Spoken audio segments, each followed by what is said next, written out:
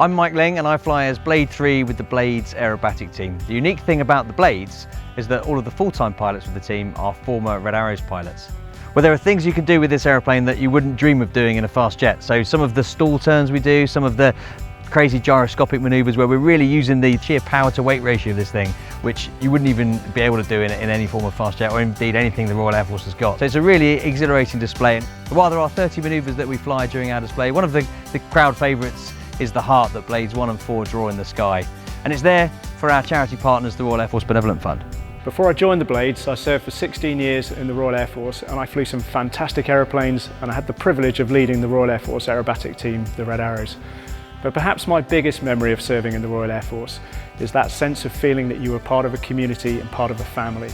And that doesn't end when you leave the Air Force. All of us on the Blades here will know that the Royal Air Force Benevolent Fund is that family once you've left the Royal Air Force. In 2010, when I was leading the synchro pair in the Red Arrows, we were doing a second practice of the day. We were head-to-head performing a manoeuvre called the opposition barrel roll. Unfortunately, my wingman's tail fin hit my canopy just above my head, about 18 inches above my head, and that shattered the canopy. So I ejected, and I could smell a lot of burning, I could taste a lot of blood, and obviously there was a bit of mayhem happening.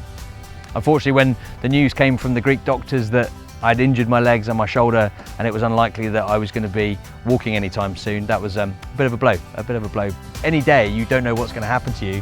For me, it was that split-second error out in Crete where I had the accident, and then I had to rely on the Royal Air Force Benevolent Fund, and everybody in the Royal Air Force needs to understand that. But since I was a boy, all I wanted to be was a Royal Air Force pilot. So after my accident, when I'm laying there in hospital thinking, well, there's a chance I might not get back in the air, it really is due to the Royal Air Force Benevolent Fund that I got back on my feet and I got back in the cockpit, and I wouldn't be here if it wasn't for the support of the Royal Air Force Benevolent Fund. For us on the Blades, having the Royal Air Force Benevolent Fund on our aeroplanes and on our flying suits is a huge privilege, and we're exceptionally proud to stand side by side with the Benevolent Fund in everything that we do. And we've helped raise over £110,000 for the charity.